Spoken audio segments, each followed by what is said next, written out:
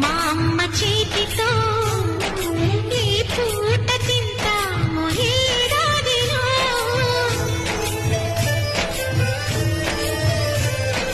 చక్కగా మా నాన్న పక్క